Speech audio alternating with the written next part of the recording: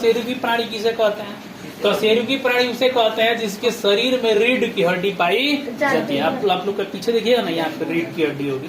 गाय, भैंस, बकरी सब में रीढ़ की हड्डी पाई जाती है, तो इन्हें कशेरुकी प्राणी। जंतु ऊतक का पहला ऊतक हम लोग पढ़ लिए थे, जिसका नाम था उपकला ऊतक या एपिथेलियल ऊतक। और अभी जो हम लोग पढ़ने वाले हैं उसका क्या नाम है? संयोजी ऊतक। संयोजी, देखो संयोजी जो वर्ड होता है ना, इसका मतलब होता है जोड़ना। क्या होता है? जोड़ना। एक ऐसा ऊतक जो होता है जो सभी अंगों को जोड़ने का कार्य करता है, ठीक है, और उसे हम क्या कहते हैं? संयोजी ऊतक। देखो लिखा है कि संयोजी ऊतक मानव शरीर में अंगों को दूसरे अंगों से जोड़ने का कार्य करता है। दूसरे अंगों से जोड़ने का कार्य करता है। यह प्रत्येक अंगों में पाया जाता है। यह प्रत्येक अंगों में पाया जाता है ना। हर अंग के ऊपर जो है एक प्रकार का क्या होता है? एक झिल्ली होता है, जो क्या होता है कि अन्य जो ऊतक होता है ना उसको जोड़ने का कार्य करता है, ठीक है। यह एक विशिष्ट समूह है जिसका कार्य है अंगों को आच्छादित करना और उन्हें सही स्थान पर बनाए रखना। सही स्थान पर बनाए रखना है, समझ में? सही स्थान पर बनाने का मतलब, मान लो कि हमारे शरीर के अंदर बहुत सारा अंग है ना, हम चलते रहते हैं, कूदते रहते हैं, है ना, और यहाँ तक जो है मतलब हम उछल कूद ज्यादा मात्रा में करते हैं, फिर भी अंग जो है अपने स्थान पर रहते हैं। ऐसा समझे? उसमें उसके स्थिति में कोई परिवर्तन नहीं होता है। तो ऐसा क्यों होता है? क्योंकि जो है वह जो है संयोजी ऊतकों से बंधा होता है, और यही कारण है कि उसमें कोई परिवर्तन, उसके स्थिति में कोई परिवर्तन नहीं होता है। तो ये क्या करता है ना, अंगों को जोड़ने का कार्य करता है। इसका काम होता है बस अंगों को जोड़ना। अब जैसे मान लो कि ये हड्डी है यहाँ पर, और हड्डी के ऊपर यहाँ पे क्या है? मांस है। अब उस हड्डी को और मांस को एक ऊतक द्वारा जो है जोड़ करके रखा गया। एक ऊतक द्वारा जोड़ करके रखा है। ये भी क्या है? संयोजी ऊतक। संयोजी ऊतक के द्वारा जुड़ा हुआ है। समझ आ रहा है ना? हड्डियों से जो है मांस जुड़ा हुआ है, हड्डी से हड्डी जुड़ा हुआ है। आखिर इसका कारण क्या है समझ में? तो हड्डी से हड्डी जुड़ा हुआ है, ये भी संयोजी ऊतक का, संयोजी ऊतक के द्वारा जुड़ा हुआ है। हड्डी से मांस जुड़ा हुआ है, ये भी संयोजी ऊतक के द्वारा जुड़ा हुआ है। समझ में? तो संयोजी ऊतक का मतलब होता है कि जो शरीर के, है ना, अन्य अंगों को जोड़ने का कार्य करता है। आगे क्या लिखा है? इसके दो अवयव होते हैं, एक होता है मैट्रिक और दूसरा है कोशिका। दो अवयव इसके पाए जाते हैं। एक का नाम क्या होता है? मैट्रिक। मैट्रिक क्या होता है? एक तरह का फ्लूइड पार्ट होता है, उसको हम मैट्रिक्स बोलते हैं। संयोजी ऊतक कितने प्रकार हैं? संयोजी ऊतक का प्रकार हो गया, एक का नाम है रक्त एवं लसिका, दूसरे का नाम है अस्थि, और तीसरे का नाम है उपास्थि, और चौथा जो है यहाँ पर आपको दिया गया है एरियोलर ऊतक। क्या नाम है? एरियोलर। पांचवा का नाम है वसामय ऊतक, और छठवां कौन सा है? घना तंतुमय ऊतक। घना तंतुमय। समझ में आ रहा? तो इससे पहले हम लोग पढ़ेंगे कि संयोजी ऊतक में रक्त जो होता है ना, एक संयोजी ऊतक। क्यों रक्त एक संयोजी ऊतक होता है? रक्त एक संयोजी ऊतक क्यों होता है? क्योंकि रक्त में कुछ कण पाए जाते हैं, जिसको हम WBC कहते हैं, RBC कहते हैं, प्लेटलेट्स कहते हैं। ये सब क्या होते हैं? रक्त में तैरते रहते हैं, और सबको जो है इन कणों को बांध करके रक्त में रखा जाता है ना। और वो किस में रखा जाता है? तो प्लाज्मा के अंदर। प्लाज्मा क्या होता है? एक रक्त का द्रव भाग होता है। द्रव भाग होता है। तो रक्त में ये सारे कण जो होते हैं ना, संयोजित अवस्था में रहते हैं, कंबाइंड अवस्था में रहते हैं, और यही कारण है कि रक्त को हम संयोजी ऊतक के नाम से जानते हैं। समझ में? तो हम लोग पढ़ने वाले हैं रक्त के बारे में। तो रक्त क्या है? रक्त अर्थात इसे रुधिर भी कहते हैं। क्या कहते हैं? रुधिर। जो रुधिर वाहिनियों में पाए जाते हैं। रुधिर वाहिनी कहने का मतलब जो रक्त नलिका होती है उसके अंदर ये पाए जाते हैं, और जिसका रंग लाल होता है। जिसका रंग कैसा होता है? लाल होता है। और ऐसा इसलिए होता है कि रक्त में हेमोग्लोबिन पाया जाता है। क्या? हेमोग्लोबिन वह अवयव होता है ना, जो आरबीसी के अंदर होता है। आरबीसी कहने का मतलब लाल रक्त कणिकाओं में पाया जाता है। आरबीसी जो होता है रक्त का एक भाग होता है, उसके अंदर हीमोग्लोबिन पाया जाता है और इसी हीमोग्लोबिन की वजह से रक्त का रंग कैसा होता है? रक्त का रंग लाल, है ना। अब अगला पॉइंट है, इसमें जो है लाल रक्त कणिकाएं, श्वेत रक्त कणिकाएं तथा पट्टिकाणु और रक्त में उपस्थित रहते हैं। रक्त में उपस्थित रक्त के द्रव भाग को प्लाज्मा कहा जाता है ना, कि लगभग पूरे रक्त का 92%, कितना प्रतिशत? 92% भाग जो होता है प्लाज्मा होता है, द्रव अवस्था में पाया जाता है। लाल रक्त कणिकाओं में हेमोग्लोबिन पाया जाता है जो ऑक्सीजन को कोशिकाओं तक पहुंचाने का कार्य करता है। देखो जो रक्त होता है, बात नहीं करो, जो रक्त होता है वो क्या करता है? वो फेफड़ा में जाता है और फेफड़ा में ऑक्सीजन रहता है और वहां से रक्त क्या करता है? रक्त में उपस्थित हीमोग्लोबिन क्या करता है कि ऑक्सीजन को अवशोषित कर लेता है और वह हीमोग्लोबिन ऑक्सी हीमोग्लोबिन बन जाता है। समझ में? और ऑक्सी हीमोग्लोबिन बनने का मतलब ये हुआ कि हीमोग्लोबिन जो है हमारे शरीर के सभी कोशिकाओं तक ऑक्सीजन को पहुंचाने का कार्य करता है। सिर्फ इतना ही नहीं, जब कोशिका ऑक्सीजन को कार्बन डाइऑक्साइड में बदल देती है तो CO2 यानी कार्बन डाइऑक्साइड को हमारे शरीर से बाहर निकालने का भी कार्य करता है। कौन? हेमोग्लोबिन। ठीक है, यानी यह रक्त के द्वारा ही संभव हो पाता है। आगे लिखता है कि कोशिकाओं तक पहुंचाने का कार्य करते हैं, इसे संक्षेप में आरबीसी कहते हैं। लाल रक्त कणिकाओं को क्या कहा जाता है? आरबीसी कहा जाता है। अगले पॉइंट पे क्या है? श्वेत रक्त कणिकाएं जिन्हें हम WBC भी कहते हैं। WBC जिन्हें श्वेत रक्त कणिकाएं कहते हैं, इन्हें हम अपने शरीर का सोल्जर भी कहते हैं। क्या कहते हैं? सोल्जर, सैनिक। सैनिक ऐसा इसलिए कहते हैं क्योंकि हमारे शरीर के अंदर जो कीटाणु है, जीवाणु है, ये प्रवेश न कर पाए और यही कारण है कि हम इन्हें क्या कहते हैं, है ना, इन्हें हम सैनिक कहते हैं। किसका? शरीर का सैनिक कहते हैं, सैनिक कहते हैं। ये हमारे शरीर की रक्षा करते हैं, आए समझ में? ठीक है, और ये बाहरी कीटाणुओं, जीवाणुओं व विषाणुओं से हमारे शरीर की रक्षा करते हैं। अगला पॉइंट है प्लेटलेट्स या पट्टिकाणु रक्त को थक्का जमाने का कार्य करते हैं। मान लीजिए कि आपके शरीर का कोई अंग अचानक कट जाता है तो रक्त फ्लो होने लगता है, लेकिन कुछ देर के बाद वह रक्त क्या हो जाता है? और ये किसके वजह से होता है? प्लेटलेट्स या पट्टिकाणु की वजह से होता है। जब किसी व्यक्ति को डेंगू होता है, चाहे मलेरिया होता है, तो उस दौरान शरीर के अंदर प्लेटलेट्स की संख्या कम हो जाती है। समझ में? प्लेटलेट्स की संख्या कम हो जाती है। तो प्लेटलेट्स काउंट को बढ़ाने के लिए क्या किया जाता है? या तो दूसरे के शरीर से लिया जाता है और नहीं तो उसको भरपूर मात्रा में भोजन दिया जाता है ताकि प्लेटलेट्स का निर्माण हो जाए, या इंजेक्शन या दवा के माध्यम से जो है उसको सही किया जाता है। तो प्लेटलेट्स क्या होता है? जो शरीर के अंदर यदि कहीं भी कट होता है और ब्लड फ्लो होने लगता है तो उसको रोकने का कार्य करता है प्लेटलेट्स। ठीक है, ऐसा में रक्त का निर्माण अस्थि मज्जा में होता है। कहाँ होता है? अस्थि मज्जा। अस्थि मज्जा को अंग्रेजी में बोन मैरो कहते हैं। क्या?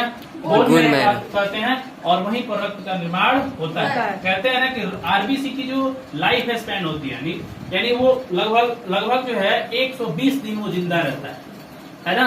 उसके बाद से वो कहाँ जाके मर जाता है? प्लीहा में। हमारे शरीर में एक अंग होता है, जैसे किडनी होता है ना, वैसे ही प्लीहा एक अंग होता है। वहां पर जाके आरबीसी क्या हो जाता है? डिस्ट्रॉय हो जाता है, खत्म हो जाता है। फिर नए आरबीसी की उत्पत्ति होते रहती है 120 दिन के बाद से। आरबीसी की उत्पत्ति होते रहती है, लेकिन उसका जीवन जो काल होता है कितने दिन का होता है? 120। उसी तरह से WBC की आयु मात्र जो है 10 से 20 दिन तक होती है। 10 से 20 दिन तक जो है ये क्या हो जाता है? ये खत्म हो जाता है। फिर नए जो है WBC का निर्माण हो जाता है। ऐसा में देखो, कोई भी कोशिका है, एक समय ऐसा होगा कि क्या होगा? बूढ़ा होगा, बूढ़ा होने के बाद मर जाएगा। वैसे ही आरबीसी WBC भी कुछ दिन के बाद क्या होता है? डेथ कर जाता है। समझ में? तो अभी तक जो हम लोग पढ़ रहे थे ये रक्त के बारे में पढ़ रहे थे। रक्त को अंग्रेजी में ब्लड कहते हैं। क्या कहते हैं? ब्लड। और blood is a connective tissue. और ब्लड कौन सा ऊतक होता है? संयोजी ऊतक। तो ये बात आपको समझ में आ गया कि रक्त में क्या क्या पाया जाता है? WBC, RBC और प्लेटलेट्स। और जो द्रव भाग होता है उसे प्लाज्मा के नाम से जानते हैं। आरबीसी में हीमोग्लोबिन पाया जाता है। यह हीमोग्लोबिन क्या करता है? ऑक्सीजन को कैरी करता है और उसको पूरे कोशिकाओं तक पहुंचाने का कार्य करता है। उस वक्त हम उस हीमोग्लोबिन को ऑक्सी हीमोग्लोबिन के नाम से जानते हैं। फिर उसके बाद जब कोशिका कार्बन डाइऑक्साइड छोड़ देती है तो उसको शरीर से बाहर निकालने का भी कार्य करता है। ऐसा किसके द्वारा होता है? आरबीसी में उपस्थित हीमोग्लोबिन के द्वारा। दूसरी बात, WBC क्या करता है? ये हमारे शरीर का रक्षक कहा जाता है। क्या? रक्षा। ये हमारे शरीर में कीटाणुओं, जीवाणुओं और विषाणुओं को प्रवेश करने से क्या करता है? रोकता है। प्लेटलेट्स के बारे में आपको जानकारी मिली। जब हमारे शरीर के अंदर कहीं भी कट होता है, ब्लड को रोकने का काम कौन करता है? प्लेटलेट्स। यह क्या करता है? रक्त को थक्का जमा देता है। जैसे हवा के संपर्क में आता है ना, ये जम जाता है। आया समझ में? हवा के संपर्क में आता है, ये क्या होता है? जम जाता है। समझ में आया? तो आज हम लोग पढ़े रक्त के बारे में, यानी संयोजी ऊतक का पहला भाग, जिसे हमने कहा रक्त। उसी तरीके से हम लोग कल लसिका के बारे में पढ़ेंगे। किसके बारे में? लसिका। लसिका के बारे में। चलिए लसिका के बारे में देखो। लसिका क्या है? लसिका को अंग्रेजी में लिम्फ कहते हैं। क्या कहते हैं? लिम्फ। देखिए लिम्फ क्या है? एक प्रकार का एक भी द्रव होता है। जैसे खून होता है ना, रक्त होता है ना, वैसे ये भी क्या होता है? एक द्रव होता है। कहा जाता है कि यह रंगहीन द्रव होता है। कैसा? रंगहीन द्रव। और जानते हैं कहाँ पाया जाता है? ये जो ऊतक होता है ना, और ऊतक में जो कोशिका होता है, उन कोशिकाओं के बीच में जगह होता है, जिसे हम अंतर कोशिकीय स्थान कहते हैं। क्या? उसी में यह पाया जाता है। आए समझ में? और यह द्रव जो है लसिका के नाम से जाना जाता है। ठीक है? यह क्या करता है पता है? इसका काम जो होता है क्या होता है, मैं आपको बताता हूँ। सबसे महत्वपूर्ण काम इसका क्या है? जैसे कि जब हम लोग वसा का सेवन करते हैं, फैट का सेवन करते हैं, तो जब यह फैट डाइजेस्ट होता है, पचता है ना, तो इसके जो ग्लोबुल्स होते हैं, ग्लोबुल्स क्या होता है? छोटे छोटे कण होते हैं, है ना। वे कण जो है कार्बोहाइड्रेट से भी बड़े होते हैं, प्रोटीन से भी बड़े होते हैं। आए समझ में? तो ये जो वसा के जो कण होते हैं ना, ये रक्त में नहीं मिल पाते। इनका छोटी आंत में अवशोषण नहीं हो पाता है। आए समझ में? और छोटी आंत में अवशोषण नहीं होने के कारण ये क्या होते हैं? ये लसिका के माध्यम से, किसके माध्यम से? लसिका के माध्यम से छोटी आंत से ब्लड में जाके मिल जाते हैं, है ना। यानी डायरेक्ट ये ब्लड में जाकर के मिल जाते हैं। ठीक है? और ये जो होते हैं वसा, यदि ज्यादा मात्रा में यदि ब्लड में मिलने लगे, यदि हम ज्यादा मात्रा में वसा का सेवन कर रहे हैं, तो लसिका के माध्यम से ज्यादा ये जाके ब्लड में मिलेंगे। और जितना ही ब्लड में ये जाके ज्यादा मात्रा में मिलेंगे, उतना ही हमारे शरीर के अंदर क्या होगा? वसा की मात्रा बढ़ती जाएगी। है? अब वसा का मात्रा बढ़ती जाएगी ना, तो हमारे शरीर में ऊर्जा तो मिलेगी, साथ साथ शरीर का मोटापा भी बढ़ता जाएगा। ऐसा समझ में? शरीर का मोटापा भी बढ़ता जाएगा। तो वो क्या होता है ना, एक ऊतक होता है जिसको बोलते हैं वसीय ऊतक। उसको एडिपोज टिश्यू के नाम से जानते हैं। किस टिश्यू के नाम से? एडिपोज टिश्यू के नाम से जानते हैं। वो क्या होता है ना, जैसे त्वचा है ना, तो इसके निचले हिस्से में आकर के वसा क्या होता है? अवस्थित हो जाता है, जिससे इंसान का शरीर क्या होता है? फूल जाता है और वो मोटा हो जाता है ना। ठीक है? तो मोटा हो जाता है। आया समझ में? तो एडिपोज ऊतक के कारण वो क्या होता है? मोटा हो जाता है। समझ में आया? तो लसिका क्या करता है? इन वसीय पदार्थों को ये क्या करता है? रक्त में मिलाने का कार्य करता है। तो लसिका एक प्रकार का रक्त के तरह ही द्रव होता है ना। रक्त के जैसा ही एक प्रकार का द्रव होता है। और यह भी क्या करता है? एक तरीके से, है ना, इस तरीके से भोज्य पदार्थों को कैरी करने में सहायक होता है। आइए देखते हैं क्या है ना। लसिका को सबसे पहले मैं बता दूं कि ये तरल संयोजी ऊतक का हम लोग पाठ पढ़ रहे हैं। जैसे रक्त हमने संयोजी ऊतक का पाठ पढ़ा था, है ना। उसी तरह से लसिका भी एक संयोजी ऊतक का प्रकार है, और यह तरल संयोजी ऊतक है। क्या? तरल का कहने का मतलब होता है ना, जो बहते हैं। क्या? जो बहते हैं उन्हें तरल पदार्थ कहते हैं। कहा जाता है ना कि गैस और द्रव, ये दोनों तरल पदार्थ कहलाते हैं। गैस और द्रव क्या कहलाते हैं? तरल पदार्थ कहलाते हैं। देखते हैं, जो ऊतक के अंतरकोशिकीय स्थानों में भरा रहता है, इसे अंतरकोशिकीय द्रव भी कहते हैं। इसमें प्लाज्मा के साथ साथ प्रोटीन और रक्त कणिकाएं होती हैं, जिन्हें हम लसिकाणु के भी नाम से जानते हैं। किसके नाम से? लसिकाणु के नाम से जानते हैं। यह रंगहीन द्रव होता है और जिसमें बहुत कम मात्रा में प्रोटीन पाया जाता है। इसका काम क्या होता है कि लसिका पाचित तथा अवशोषित वसा को, है ना, क्षुद्रांत से रक्त में लेकर जाता है। क्षुद्रांत का मतलब क्या होता है? क्षुद्रांत कहने का मतलब क्षुद्र आंत से मिला है। क्या? क्षुद्रांत। क्षुद्र माने होता है छोटा, यानी छोटी आंत। से रक्त में लेकर के जाता है। लसिकाणु शरीर के संक्रमण से रक्षा करता है ना। इनका काम क्या होता है, शरीर में मान लो कोई बैक्टीरिया वगैरह प्रवेश कर रहे हैं ना, तो उसमें हमारी सहायता भी करता है। आए समझ में। तो संक्रमण कहने का मतलब किसी दूसरे बीमारी के संपर्क में आने से यह क्या करता है, बचाने का काम करता है। कौन, लसिका। आए समझ में। तो लसिका क्या है आपको समझ में आ गया। तो लसिका रक्त के जैसा ही एक प्रकार का द्रव होता है जो वसा जैसे पदार्थों का क्या करता है, परिवहन करता है। चलिए आइए देखते हैं, है ना।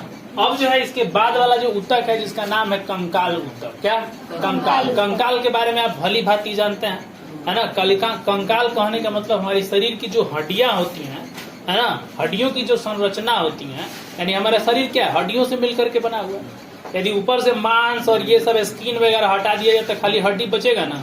इस सिस्टम को क्या कहेंगे, कंकाल तंत्र के नाम से जानते हैं। और देखो इसमें कंकाल में क्या है, हड्डियां हैं। हड्डियां दो तरह का होता है, एक होता है जिसे मुलायम हड्डी कहते हैं और एक होता है जो कठोर हड्डी होता है। मुलायम हड्डी जैसे आप नाक को, आप हड्डी को देख सकते हैं। आप यदि गिरिएगा ना तो नाक जो है ना ऐसे ऐसे मुड़ जाएगा लेकिन टूटेगा नहीं। देख रहे हैं ना कितना लचीला है, इसीलिए ना किसी का नाक ढक पकड़ कर ऐंठ देते हैं। कान देखिए कितना लचीला है, देख रहे हैं। आप कभी सोचे हैं कि इसमें कौन सी हड्डी पाई जाती है, हैं? देख रहे हो ना।